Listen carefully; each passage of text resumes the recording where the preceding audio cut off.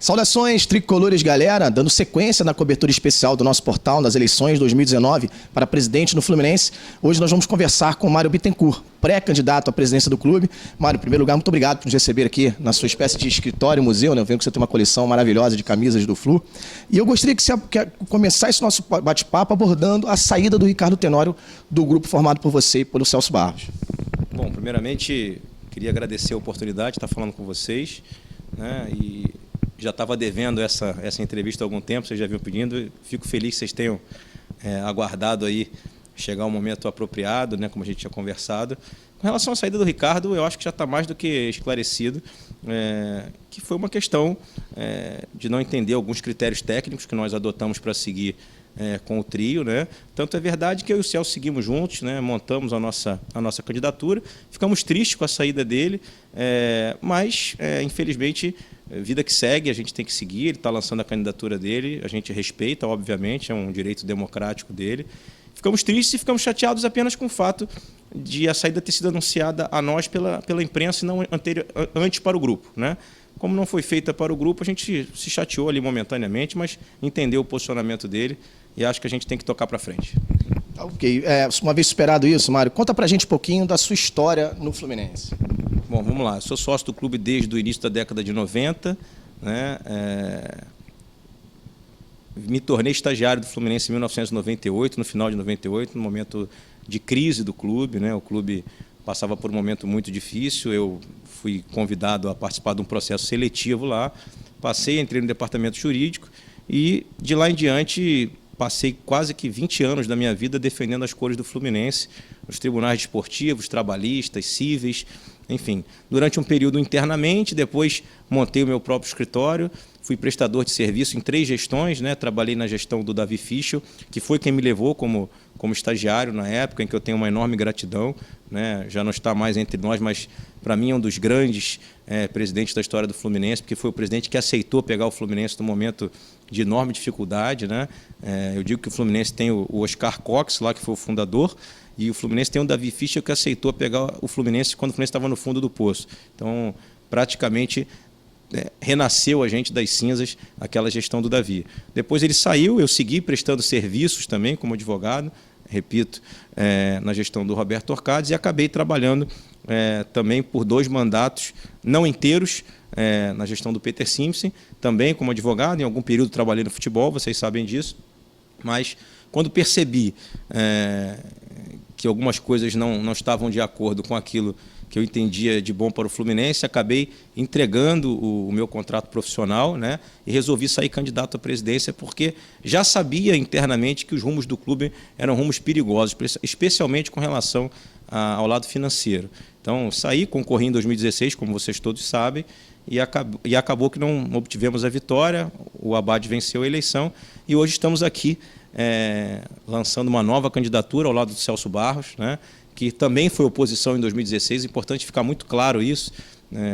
Algumas pessoas tentam, aí nessa reta final, fazer um tipo de política que a gente rejeita, né, que é uma política de mentiras, de fake news, de falácias, mas a verdade é que em 2016 eu já era oposição, candidato de oposição, e o Celso também, né? Eu tive uma votação, o Celso também teve uma boa votação, e diante disso a gente chegou à conclusão de que as nossas ideias são muito semelhantes, muito parecidas, que nós queremos a mesma coisa para o Fluminense, ou seja, um Fluminense grande, um Fluminense vitorioso, com alma, e a gente optou em se juntar e fazer a candidatura e a chapa tantas vezes campeão.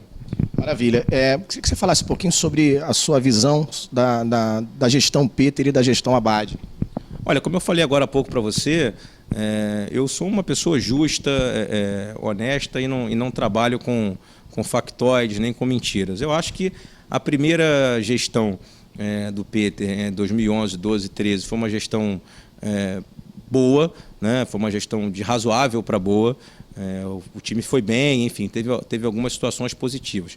A segunda gestão, um dos motivos pelos quais, após a minha passagem no futebol, eu comecei a perceber que estava caminhando para uma situação ruim, ele realmente deixou muito a desejar. Fez um ano de 2016, né? Eu já não estava mais trabalhando lá na gestão. Fez um ano de 2016, na minha opinião, catastrófico do ponto de vista financeiro, que deixou um buraco de mais de 100 milhões de reais do clube. E aí fez algo muito pior, que foi ludibriar, enganar o torcedor do Fluminense, né? No que a gente costuma dizer, do ponto de vista político, estelionato eleitoral. A partir do momento em que eles começaram a vender, quando eu digo eles, ele, o grupo deles, a Flusócio, e mais o Abad, né, que curiosamente era presidente do Conselho Fiscal, mas dizia não saber das contas do clube, quando eles, na reta final da eleição, começaram a propagar que o Fluminense tinha suas dívidas equacionadas, né? Um ano depois, para nossa surpresa, o já presidente Abad dá várias entrevistas dizendo que não conhecia os problemas financeiros do clube, que foi descobrindo esqueletos, né? Como é que o presidente de um conselho fiscal tem a capacidade de dizer, após ser eleito, com o discurso de equacionamento de dívidas e de reconstrução financeira, você vai se lembrar, porque você acompanha a eleição do clube, poucos dias antes do pleito, que foi em 26 de novembro de 2016, ele fez uma postagem na rede social dizendo orgulho imenso de ter participado da reconstrução financeira do Fluminense. E aí, vejam o quadro em que ele vai entregar o clube agora em junho de 2019. Então, como eu estava te falando, eu acho que essa junção acabou gerando o que a gente chama de estelionato eleitoral. Assim, o torcedor e os sócios do Fluminense foram enganados pelo ex-presidente, pelo presidente atual, com relação à situação financeira do clube. A gente tem esse termômetro quando a gente anda na rua, né? Tem centenas de pessoas que não faziam parte do grupo político deles, da Flusócio, mas que votaram, acreditando, dando um voto de confiança àquela suposta organização das dívidas do clube. Essas pessoas nos param na rua hoje em dia, param a mim, ao Celso, dizendo, olha, eu queria dizer que eu lamento não ter votado em vocês, porque eu fui enganado. Assim, eu acreditei realmente que a gente precisava dar uma chance ao candidato da situação, porque o presidente vendia para o lado de fora que tinha resolvido os problemas do Fluminense. Não o fez, né? E por isso a gente agora segue tentando, na nossa candidatura, retornar ao Fluminense e fazer com que o Fluminense possa ser novamente um clube vencedor em todas as suas áreas e tendo como principal questão de largada a gente tentar organizar as finanças do clube, né? Nossos olhos estão voltados primordialmente para organizar as finanças do clube. Inclusive, isso é o tema da nossa próxima pergunta, que é assim, qual é a primeiríssima ação? O Mário Bittencourt assumiu a presidência, a primeiríssima ação, os esforços vão estar concentrados aonde, Mário? Dizer para você a primeiríssima ação, a gente vai precisar entrar para saber qual é a situação real, porque isso é uma outra questão obscura, né? Eu acho que se o presidente antecipou as eleições, não sei se você concorda comigo, o mínimo que ele deveria fazer era chamar os possíveis candidatos ou pré-candidatos para entender a situação financeira do clube, né? Já vai largar o clube, eu converso isso muito com o Celso, já vai entregar o clube na mão de um novo presidente com 8 rodadas disputadas, né? Sem muitas possibilidades de contratação por questões de janela de transferência. E isso já vai trazer uma enorme dificuldade para quem sentar na cadeira. Mas, a princípio, os nossos esforços têm que estar concentrados em organizar a questão financeira. O fluxo, né? Pagar os salários, tentar colocar os salários em dia, porque tudo só vai funcionar, quer dizer, o futebol só vai ser vencedor, né? Os funcionários do clube só vão trabalhar com alegria se essa questão financeira estiver organizada. Então, essa é a nossa preocupação principal na chegada, do que a gente chama de V0. Na largada, chegamos, o que nós vamos olhar primeiro para quê? Para a questão das finanças. E você tem algum plano de gestão já elaborado, desenhado, que você possa passar um pouquinho para a galera? Olha, com relação ao plano de gestão, nessa terça-feira a gente vai estar apresentando o nosso plano de gestão às 19h30. Eu queria aproveitar o teu canal para convidar, não só vocês, mas também a todas as pessoas que acompanham. É uma reunião aberta, tá? Aberta a todos os tricolores, não necessariamente só sócios, onde a gente vai exibir o plano de gestão. E aí, em todos os setores do clube, há o desenvolvimento de um projeto que começou em 2016, quando eu escrevi esse plano de gestão junto com a minha equipe, que é uma equipe que me acompanha. Nós temos grandes profissionais, não sei se você pôde acompanhar, mas nós trouxemos um profissional para o nosso lado agora, que é o Paulo Veiga, um profissional de mercado financeiro, tricolor de 4 gerações, e que fez questão de ajudar a gente a escrever o plano de gestão na área de finanças. Mas essa pergunta que você me faz agora, eu teria que dissecar tema por tema. Se a gente ainda está falando de finanças, nós temos sim um plano emergencial, né, estratégico de dividir em problemas de curto, médio e longo prazo, né, tentar fazer operações onde a gente consiga ter fluxo de caixa. O grande problema do Fluminense hoje, emergencial, é fluxo de caixa. Você vai me perguntar, como assim?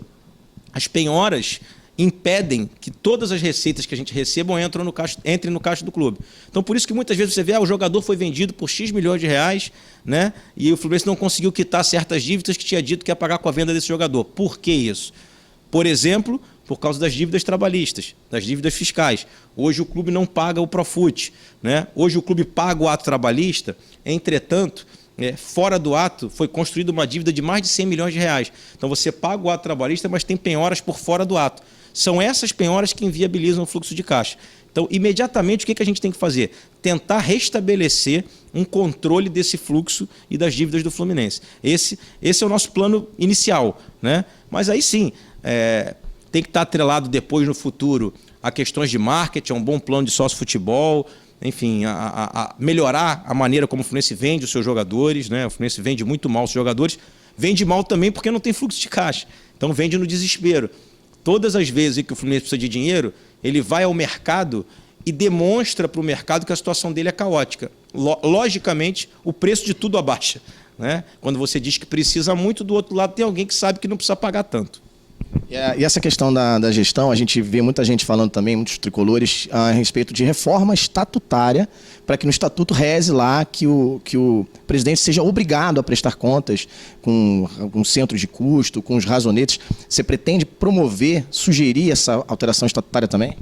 Olha, isso é uma coisa que a gente também discute muito internamente. É fundamental que o Fluminense adeque o seu estatuto, não só com relação a essa questão financeira, mas com todas as questões importantes que o clube tem que verificar, né? Então, há sim um projeto, não sei se você sabe, eu acho que você sabe disso, existe um prazo estatutário, inclusive, para que as alterações passem a entrar em vigor. Então, a nossa primeira ideia é montar um plano de estudo das mudanças do estatuto. Okay? Já existe um plano em andamento, né? A gente é defensor disso sim. Na nossa candidatura, já há uma antecipação a algumas mudanças que eu entendo que sejam necessárias. Tá? A gente defende um conselho gestor, não de muitas pessoas, mas com a participação do presidente, do vice-presidente, de 3 vice-presidentes eleitos pelo conselho diretor e mais um consultor externo financeiro. Para quê? Para que as decisões sejam tomadas com maior possibilidade, com a menor possibilidade de erro, tá? E com mais razão, né? Deixando bem claro, nós temos o futebol, ele tem um componente que nenhuma outra empresa tem. Eu digo isso em todas as minhas palestras, porque ao longo desse tempo muita gente gosta de falar sobre o Fluminense, sobre as finanças do Fluminense, mas o futebol em si, não só do Fluminense, tem um componente chamado paixão. Então esse componente, às vezes, atrapalha um pouco a razão, porque nós queremos vencer, queremos ser campeões. Então tem que haver o componente paixão, porque sem ele, por exemplo, você não traz o torcedor de volta. O torcedor é fluminense por causa da paixão. Basta você olhar aqui atrás, né? Então, assim, a gente tem paixão. Precisa de razão, né? E como é que a gente tem essa razão? É óbvio que as decisões serão tomadas, no final das contas, no regime presidencialista, pelo presidente, pelo vice-presidente. Isso é uma questão óbvia, né? Você teria que mudar o princípio da Constituição do Fluminense, o que seria complicado, né? Não estou entrando aqui no mérito de outros projetos, inclusive estão em andamento em Brasília, de leis específicas para clube, empresa, futebol, mas é uma questão mais ampla que a gente tem que discutir mais na frente. Mas hoje, qual é o modelo que a gente tem? O Fluminense é uma instituição civil sem fins lucrativos com regime presidencialista. Como a gente diminui os erros, como é que a gente melhora a tomada de decisão? Na minha concepção, e já era um projeto de 16, a gente melhora a tomada de decisão quando a gente consegue minimamente que a decisão seja avaliada por 5, 6 pessoas, cada uma de departamentos estratégicos do clube, né, de pontos nevrálgicos. E óbvio que, mesmo assim, em algum momento você vai tomar decisões equivocadas. Isso aí não tem jeito, né? Eu costumo dizer que pior do que tomar a decisão errada é não tomar decisão. Então, nós precisamos tomar decisões todos os dias. Um clube na situação do Fluminense precisa de uma gestão real.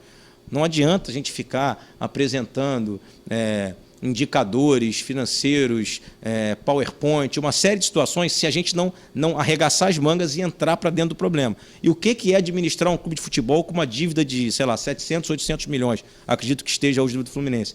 Tem que trabalhar todos os dias, fazer a gestão da dívida. O que é a gestão da dívida? Eleger situações urgentes, menos urgentes, situações importantes, porque é uma escolha diária, né? A quem pagar, quais são as dívidas que trazem mais prejuízos. Vou te dar um exemplo rápido. Você tem duas situações financeiras para pagar e não tem dinheiro para pagar as duas. Isso é uma situação que você precisa avaliar. Qual é que tem a multa menor?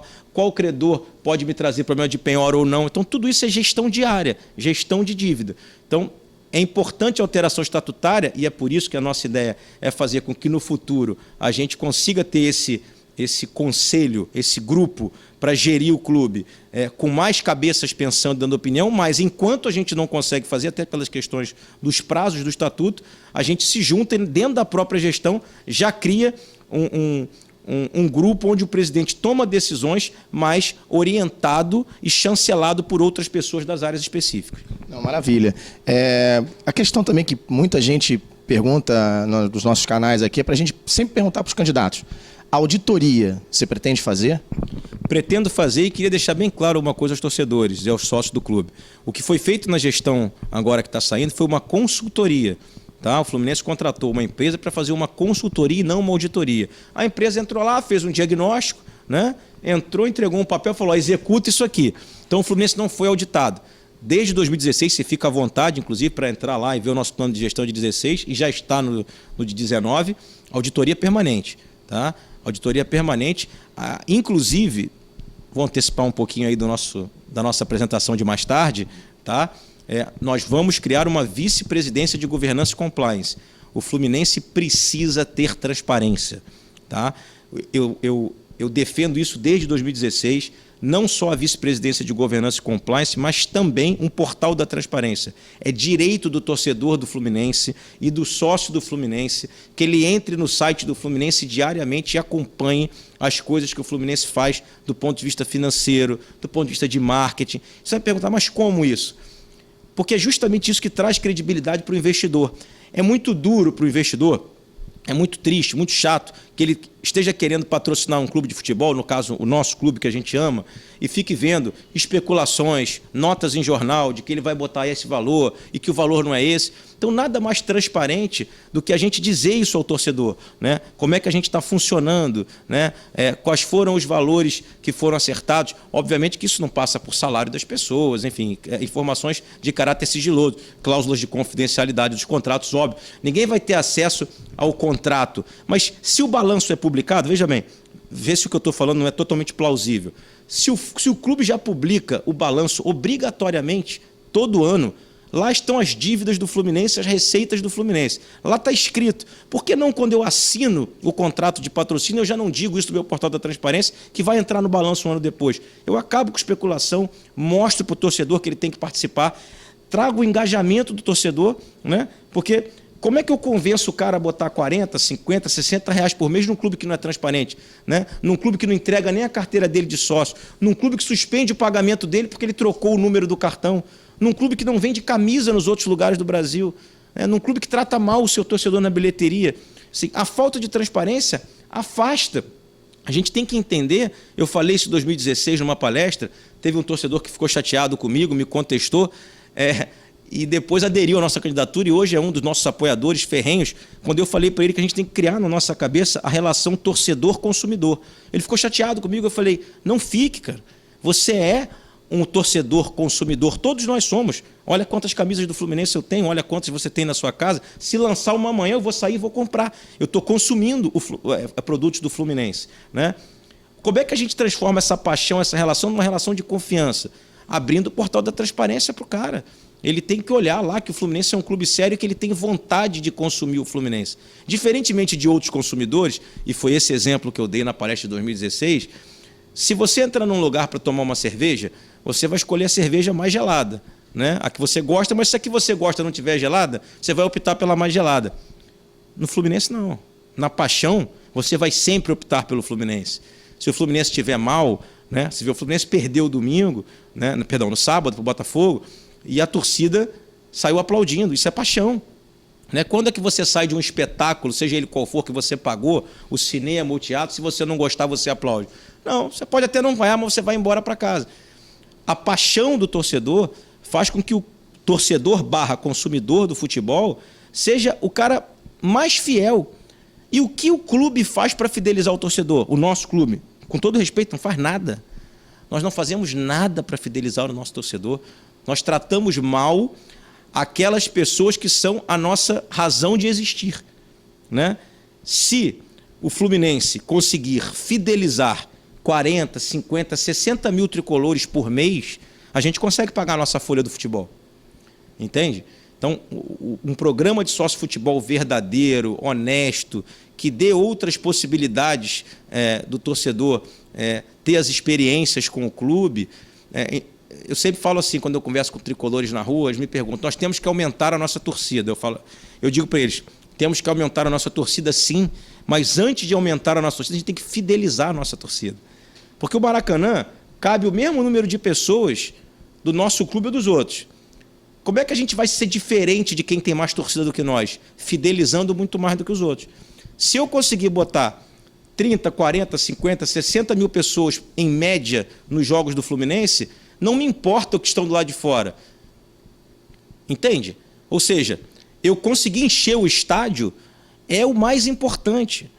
Então, se eu fidelizar 100 mil, eu vou ter 60 mil dentro e 40 mil querendo entrar, né? E qual o trabalho que o Fluminense faz hoje para fidelizar o seu torcedor? Nenhum. Então, antes de qualquer coisa, a gente precisa entender essa relação. E aí também há um projeto nosso de criar um departamento só de olhares e planejamentos estratégicos para isso. Ou seja, a gente tem que estar monitorando essa demanda, né?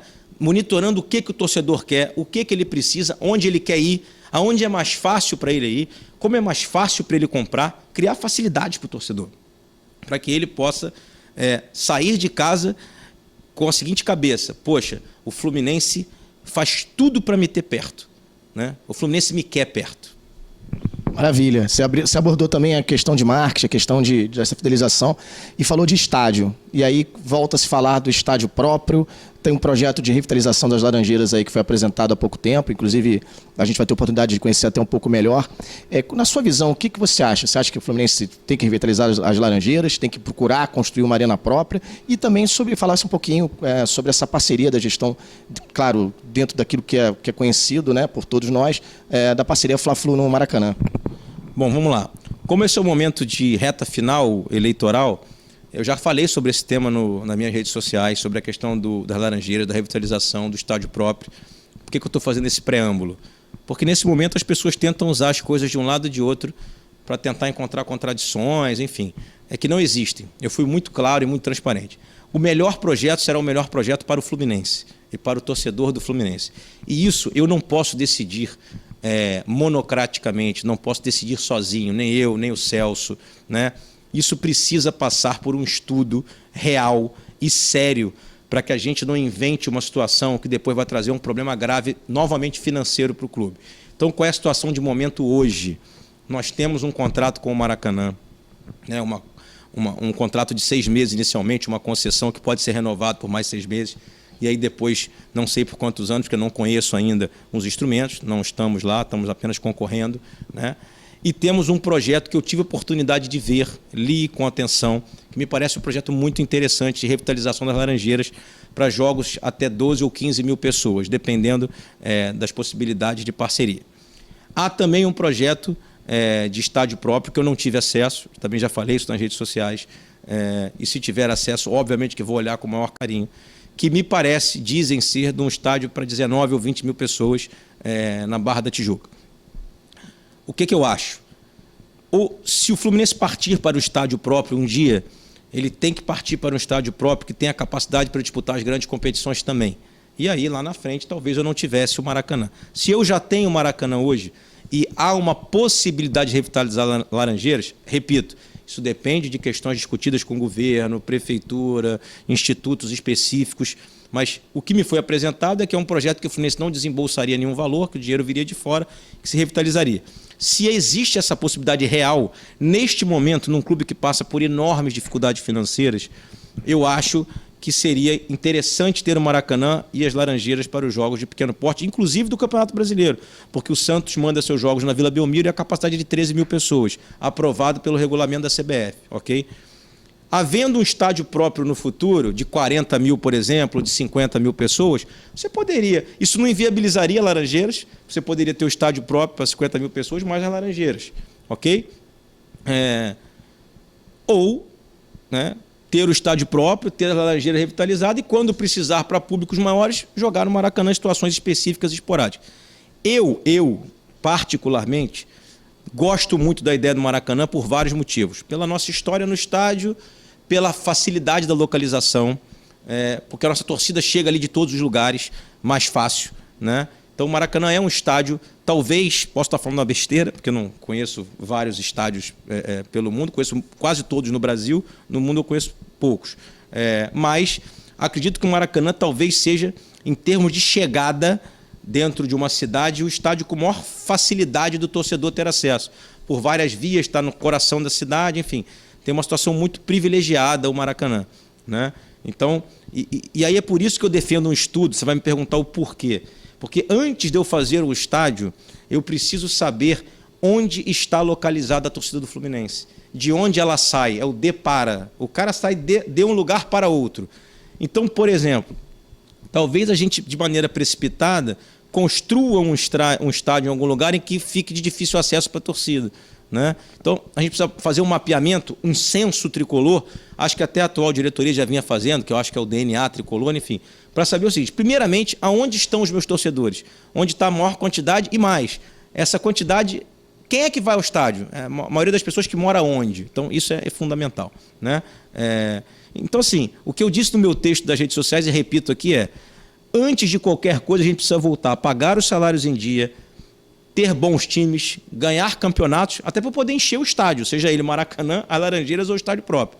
Neste modelo atual, repito, se houver viabilidade da reforma das Laranjeiras real, e o projeto é muito interessante, neste momento atual do Fluminense, acho que a melhor coisa seria Maracanã e Laranjeiras, neste momento.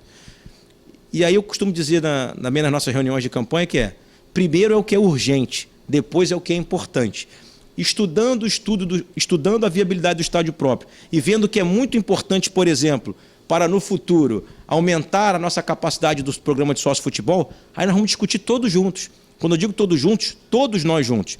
A diretoria, se lá eu estiver fazendo parte, vocês, torcedores e sócios, as pessoas do mundo do futebol, aquelas pessoas que têm capacidade de construir o estádio, investidores, porque não é uma coisa simples.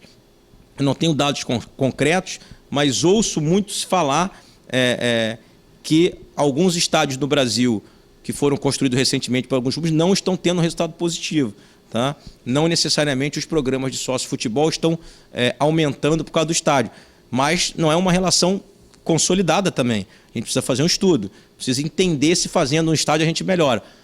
E isso vai vir com o tempo. Eu prometo, aí vou prometer a você, que é um tricolor que está na minha frente, que vencendo a eleição dia 8, tanto eu quanto o Celso vamos nos agarrar a esses estudos, né? Pegando a opinião da torcida, dos profissionais, para que a gente possa definir qual é a melhor forma para o Fluminense. Isso não pode ser um projeto personalista, isso não pode ser um projeto de um grupo ou de uma pessoa só. Isso tem que ser um projeto da instituição. E nós todos em conjunto vamos decidir. Maravilha. Você fala de uma equipe que vai te ajudar a fazer a gestão do clube. Vocês pensam fazer contratações, ir ao mercado buscar profissionais e com isso remunerá-los, enfim, evidentemente. Como é que você já tem uma equipe que já está próxima? Como é que você comporia essa galera que vai trabalhar com você? E aproveitando para falar também um pouquinho de quem já está no Fluminense, né? Por exemplo, e o futebol que é o que mais interessa a todos. O diretor de futebol, por exemplo, o Paulo Angione, o técnico Fernando Diniz. Fala um pouquinho da gente sobre isso também. Olha, a sua pergunta é muito interessante, porque se fala muito em profissionalismo no futebol, mas se fala em... As pessoas acham que profissionalismo é pagar salário. Não é isso. Profissionalismo é, além de pagar, você cobrar resultados. É ter uma gestão profissional, coisa que o Fluminense não tem hoje. Ele paga salário, quer dizer, não paga, atrasa os salários, mas ele promete pagar o salário, mas ele é gerido de maneira não profissional. O dia a dia, a gestão é não profissional. Então, a primeira coisa é entregar metas às pessoas que trabalham lá. A gente precisa, na vida, saber onde a gente quer chegar, né? E dizer como. Não só saber que quer chegar e saber como chegar. Então, isso aí não tenha dúvida que é a nossa ideia. A gente já conversa com alguns profissionais, mas a nossa ideia principal... O Fluminense tem muita gente boa ainda lá dentro, tá? No departamento de futebol especificamente, os funcionários que estão lá há anos são profissionais extremamente dedicados, né? Conhecem o clube como ninguém, né?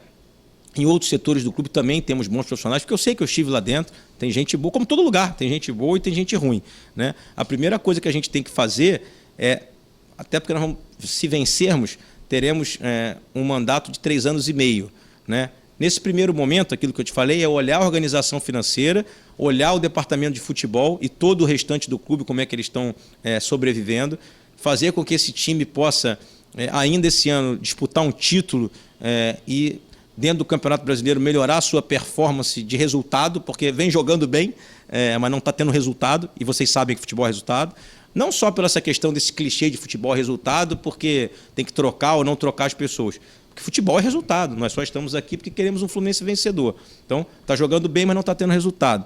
Falando especificamente do Diniz e do Paulo, eu e o Celso conversamos muito sobre isso também, né? Até porque o Celso, como vice-presidente geral, vai estar na frente do futebol, né? À frente do futebol, no dia a dia. A gente gosta do trabalho do Fernando Diniz, acha um trabalho muito inteligente, muito capacitado, que está dando ao Fluminense uma capacidade de jogar um futebol de igual para igual com os outros, vistoso, né? Repito, os resultados não estão acontecendo no momento, mas a gente acredita sinceramente que ao longo do trabalho a gente vai conseguir melhorar essa performance. E o Paulo é um profissional que já trabalhou no Fluminense em 2001, 2002, 2004, em todas as vezes, né? O Celso já estava lá patrocinando o Fluminense com a Unimed. O Paulo é um profissional com mais de 40 anos de futebol. E eu aliás, foi quando eu conheci o Paulo, não sei se vocês sabem disso. O Paulo havia sido contratado como diretor executivo e eu fui nomeado vice-presidente de futebol pouco tempo depois, sei lá, uma semana depois, 4, 5 dias depois. Nós fomos apresentados juntos, mas ele não foi uma situação que ocorreu após a minha chegada. Ele já estava contratado e eu acabei entrando naquele momento. Eu conheci o Paulo ali, trabalhei com ele de maio de 2014, eu como vice-presidente, ele como diretor executivo, até dezembro de 2014. Tá? Então, não foi nem um período de um ano. Nós tivemos um ano difícil em 2014, mas acabamos, dentro do Campeonato Brasileiro, o Fluminense ficou em 6º lugar. E eu gostei muito de trabalhar com ele pela experiência que ele tem no futebol. São muitos anos de futebol, né? Ele me ensinou muitas coisas, enfim, me deu muitas dicas importantes, né? Até de experiência, maturidade dentro do mundo do futebol. E eu gostei de trabalhar com ele. Depois ele foi para o Vasco, nós passamos a ter um contato, uma relação amistosa, assim, a gente se fala de vez em quando, mas é um profissional que também, nesse primeiro momento, tanto eu quanto o Celso, temos vontade de deixar o trabalho ser desenvolvido para que a gente possa avaliar com mais critério estando dentro, porque também avaliar de fora é difícil. E em relação ao CT, o CT a gente vê que ele não está finalizado ainda, precisa de alguns... de finalizar, né? Não vamos entrar em detalhes aqui. Quais são os seus planos para o CT? Você acha que o Fluminense tem que fazer a parte de hotelaria, ir em frente com esse projeto, segurar um pouquinho, reduzir, diminuir um pouquinho o tamanho do CT? Como é que você vê o CT do Fluminense hoje? Bom, eu não sei se você sabe, vou te dar um dado aqui, você obviamente já ouviu falar na Lei de Incentivo ao Esporte. A Lei de Incentivo ao Esporte, com relação aos atletas especificamente, ela é dirigida aos esportes amadores, aos esportes olímpicos, né? Mas existe um viés da lei que permite, por exemplo, que você use a Lei de Incentivo Fiscal para reforma em estrutura, né? Modificação de edificações, enfim, uma série de situações importantes que você pode usar a Lei de Incentivo. A gente pode tentar, obviamente, um projeto, desde que o Fluminense pague os impostos e tenha CNDs, de fazer a reforma daquilo do CT que já não está funcionando direito, até porque, pelas informações que eu tenho, está bastante complicado lá dentro. E temos, obviamente, a vontade de acabar o CT. Você falou da hotelaria. Muito importante o que você falou. Não sei se você sabe, mas o Fluminense hoje gasta uma fortuna ainda com hotel, porque como não existe a questão da hotelaria, nos treinos de 2 períodos o time sai, faz o que a gente chama de day use no futebol e volta para poder treinar à tarde. Isso tem um custo alto para o clube, né? Então é importante, sim, investir e acabar o CT para que a gente possa diminuir os problemas, diminuir os custos que a gente tem com o hotel, por exemplo, e dar maiores condições de trabalho aos jogadores. Eu acho fundamental que se conclua, né? Isso não invalida um projeto nosso, meu e do Celso, que a gente conversa muito, de voltar a fazer com que o time treine algumas vezes, especialmente em véspera de clássico, nas Laranjeiras, né? Porque esse afastamento do torcedor também é ruim, o time só treinar no CT e não estar junto do seu torcedor em situações de jogos importantes, treinos recreativos. Isso é fundamental para a gente trazer a torcida de volta, né? Aquecer o clube, a sede onde tem a Flu Boutique, onde a gente pode vender camisas, assim, uma série de coisas. É uma ideia nossa também, mas o CT é fundamental. Estrutura, é muito importante isso. Estrutura, ela é instrumento para ajudar a vencer. Ela faz parte. Porque eu ouço muito dizer, mas tem clube que não tem CT e vence. Lógico, o que faz ganhar jogo é jogador. Isso eu aprendi em futebol. Quem ganha jogo é jogador bom, de qualidade, não só no futebol, no basquete, no vôlei, em qualquer esporte, no automobilismo, né? Não adianta você ter um carro maravilhoso e um piloto ruim, né? Então você tem que ter jogador, mas a estrutura é fundamental para que o jogador possa desenvolver um bom trabalho. Porque numa igualdade de condição, com 2 elencos fortes, por exemplo, a estrutura pode fazer muita diferença. Maravilha, Mário.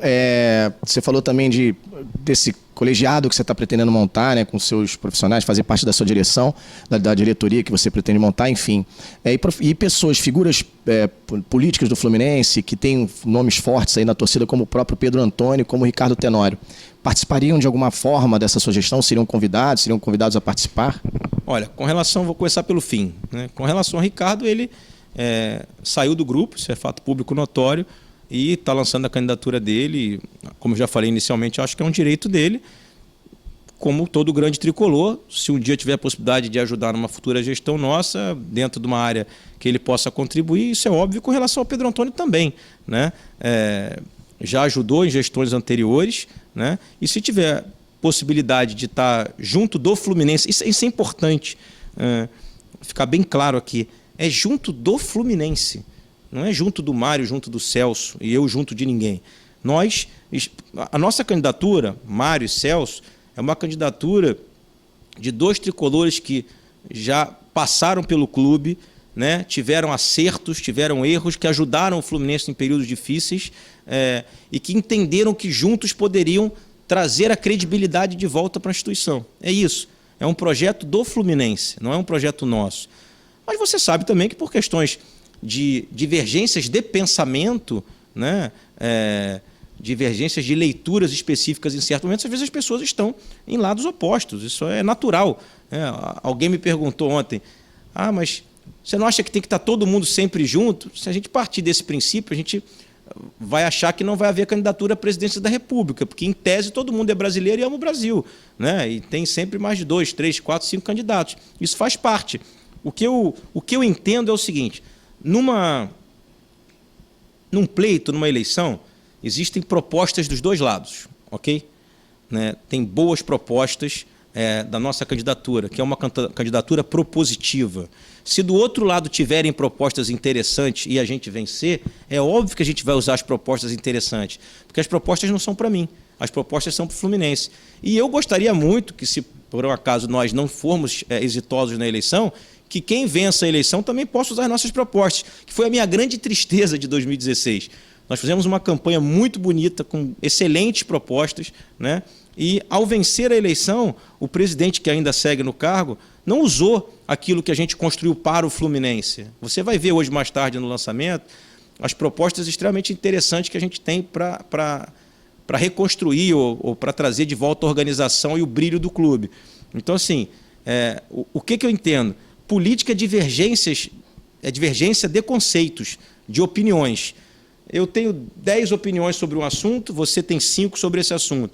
Né? Eu tenho 5 sobre um assunto, você tem 10. Bom, a gente disputou uma eleição, eu venci, por que não sentarmos depois na frente para pegar as opiniões de cada um? Outro dia me perguntaram, o Pedro Antônio parece que defende o projeto do estádio próprio e é contra o projeto da Laranjeira. Não sei, tá? Estou dizendo o que me disseram, nem acho que é isso. O que eu disse a essa pessoa, esse interlocutor, foi, olha, se amanhã a gente vencer a eleição e um grupo de estudos e a torcida do Fluminense e as pessoas todas entenderem que naquele momento é melhor revitalizar Laranjeiras, se ele quiser participar e ajudar, obviamente que a gente vai aceitá-lo, né? Trazê-lo para essa ajuda. Se ele entender que não, também é um direito dele, isso também não significa que ele não esteja tendo uma atitude correta, é uma posição pessoal dele.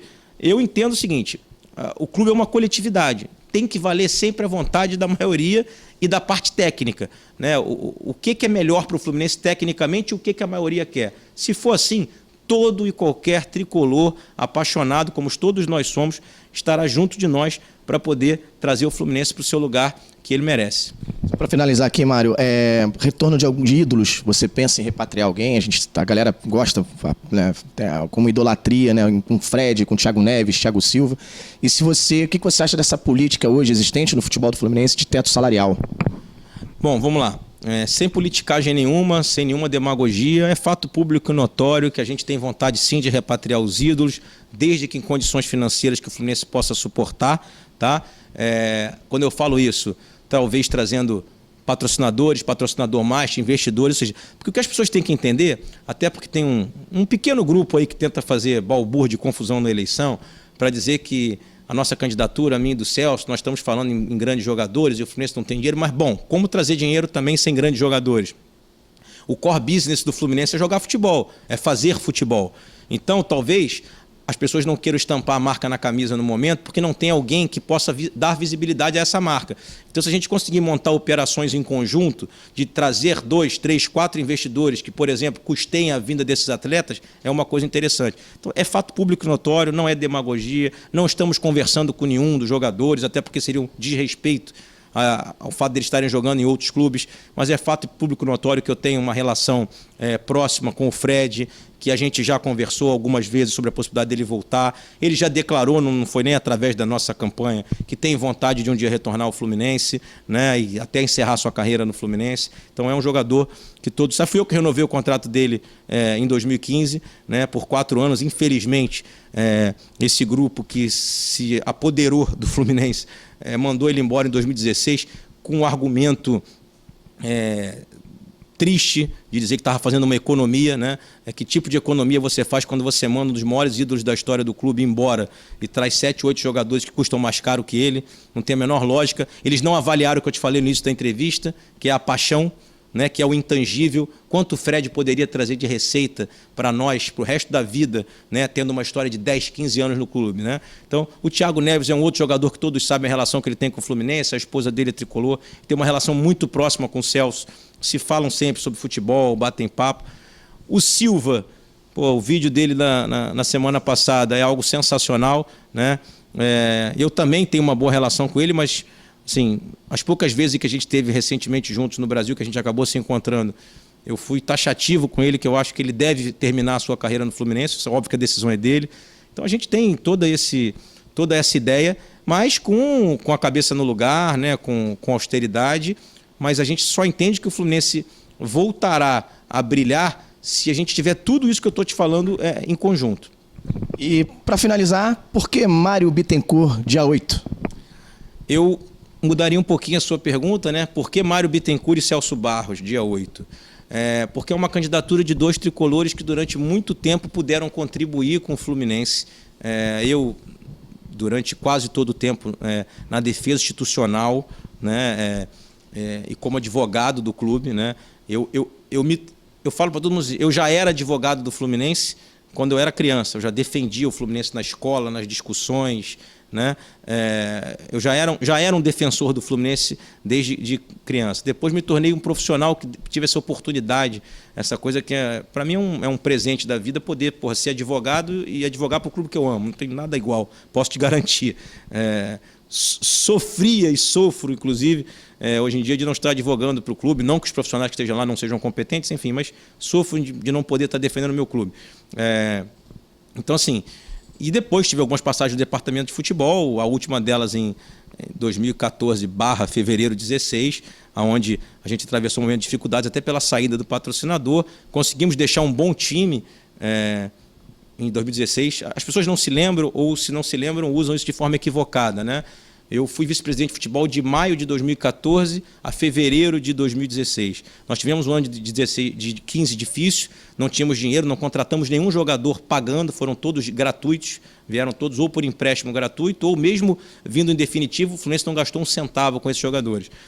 Em 2015 para 2016, a gente ainda conseguiu ter algum êxito no final de 15, você vai se lembrar que nós conseguimos disputar a semifinal da Copa do Brasil contra o Palmeiras, perdemos nos pênaltis. Aquele time já se desenhava um time de reconstrução para 16, já tinha 4 ou 5 jogadores da base do time titular. e de 15 para 16 a gente conseguiu montar, na minha opinião, um excelente elenco. Eu ainda fui o vice-presidente até metade da Primeira Liga, aquele jogo que a gente venceu por 4-3 com 3 gols do Diego Souza, eu ainda era o vice-presidente ali. Nós perdemos 2 clássicos e, por questões políticas, o presidente do clube me exonerou, né? E o Fluminense acabou ganhando a Primeira Liga com um time que eu deixei e que depois foi desfeito em junho, quando eles mandaram embora o Diego Souza, quando mandaram embora o Fred, quando mandaram embora o Marlon, quer dizer, venderam o Marlon. O time que nós deixamos base em 2016, né, o time que ficou era... Vou escolher 11 aqui, mas eram 35, depois você olha com carinho que você vai ver os 35 que a gente deixou. Mas os 11 base eram Diego Cavalieri, Jonathan, Gum, Marlon, Léo Pelé, Edson, Cícero, Gustavo Scarpa, Diego Souza, Richarlison e Fred, né? Óbvio que as contratações, isso é um scout mundial, a cada 10 jogadores que o departamento de futebol contrata, você acerta entre 3 e 4 e erra no restante. Isso é uma média mundial, né? Mas as pessoas precisam se lembrar que dentro dessa passagem que não foi nem de 2 anos, a gente teve erros e acertos, né? Mas, por exemplo, o Richarlison foi uma contratação feita em janeiro de 16, quando ele não era vice-presidente de futebol. Não só performou no campo, como hoje é um dos grandes jogadores de futebol brasileiro. Então, para encerrar, dizendo a você, por que Mário Bittencourt e Celso Barros? O Celso teve 15 anos à frente de um patrocinador que trouxe para nós de volta o orgulho de ser torcedor do Fluminense, fez com que a gente voltasse a ganhar títulos e ter ídolos. O Fluminense teve uma década de 90 horrorosa, teve um final de década de 90 de fundo do poço, e foi graças à coragem desse grande tricolor, à frente da empresa que ele presidia, de acreditar no Fluminense em 99, quando ele estampou a marca pela primeira vez na Série C, é bom que as pessoas lembrem isso, e num período entre 2005 e 2012, né, nós fomos um clube de ponta, nós disputamos a ponta das competições o tempo inteiro. Campeões cariocas em 2005, campeões da Copa do Brasil em 2007, vice-campeão da Libertadores em 2008, vice da Sul-Americana em 2009, campeão brasileiro em 10, terceiro colocado em 11, campeão da Taça Guanabara, do Carioca Brasileiro em 2012, enfim, ainda disputamos mais a Libertadores de 2013. Então, são 2 tricolores que, neste momento do clube, além de estarem unidos, são tricolores capazes de fazer muito mais do que já fizeram pelo Fluminense. Nós já estivemos lá, sabemos como fazer. Acho que esse é o maior diferencial. Não só temos uma história no clube, como nós dois temos a capacidade de identificar mais rápido os problemas, as situações para se resolver, porque nós temos experiência dentro do Fluminense Futebol Clube. Então é por isso que eu queria até aproveitar aqui, convidar todos os tricolores e sócios do clube a irem hoje mais tarde ver o lançamento da nossa candidatura nas Laranjeiras.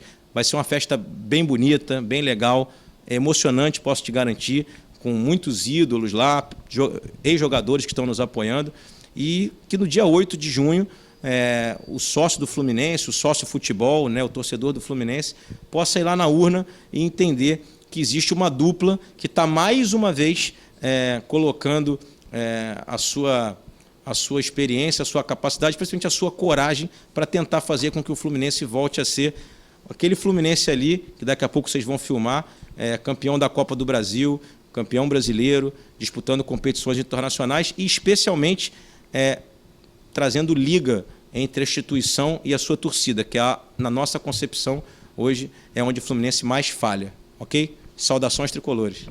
Isso aí, Mário. Obrigado por nos ter recebido. Quero deixar claro que o nosso canal está aberto para você, para o Celso, para vocês sempre passarem para a torcida. Quanto mais informações, melhor. Nosso papel aqui é esse. E é isso. Queria te agradecer de coração por você ter recebido a gente aqui.